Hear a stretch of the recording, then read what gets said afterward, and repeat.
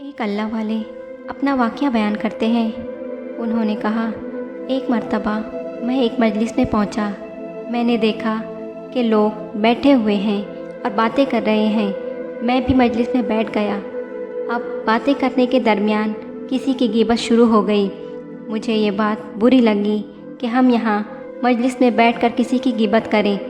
چنانچہ میں اس مجلس سے اٹھ کر چلا گیا، اس لیے کہ اگر مجلس میں غیبت ہو رہی ہے تو آدمی کو چاہیے کہ اس کو روکے، اور اگر روکنے کی طاقت نہ ہو تو کم از کم اس گفتگو میں شریک نہ ہو بلکہ اٹھ کر چلا جائے۔ چنانچہ میں اٹھ کر چلا گیا۔ تھوڑی دیر بعد خیال آیا کہ اب مجلس میں غیبت کا موضوع ختم ہو گیا ہوگا، اس لیے دوبارہ اس مجلس میں ان کے ساتھ بیٹھ گیا۔ اب تھوڑی دیر ادھر ادھر کی باتیں ہوئیں، لیکن تھوڑی دیر بعد پھر غیبت شروع ہو گئی۔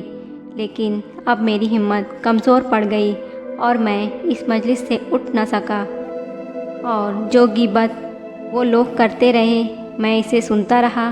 پھر میں نے بھی غیبت کے ایک دو جملے کہہ دیے۔ جب میں اس مجلس سے گھر آیا اور رات کو سویا تو خواب میں ایک انتہائی سیاہ فام آدمی کو دیکھا، جو ایک بڑے طشت میں میرے پاس گوشت لے کر آیا۔ جب میں نے غور سے دیکھا تو معلوم ہوا کہ وہ خنزیر کا گوشت ہے، اور وہ سیاہ فام آدمی مجھ سے کہہ رہا ہے کہ خنزیر کا گوشت کھاؤ۔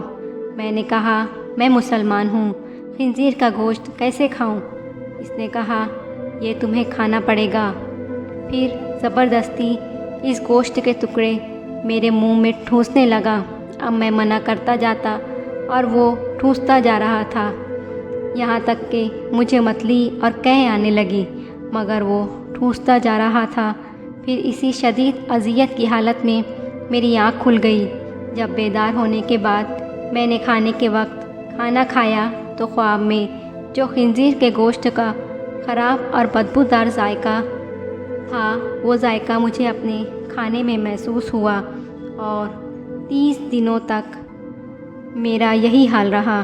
جس وقت بھی میں کھانا کھاتا، ہر کھانے میں اس خنزیر کے گوشت کا بدترین ذائقہ میرے کھانے میں شامل ہو جاتا، اور اس واقعے سے اللہ تعالیٰ نے اس پر منتبہ فرمایا کہ ذرا سی دیر میں نے مجلس میں غیبت کی تھی، اس کا برا ذائقہ میں 30 دن تک محسوس کرتا رہا۔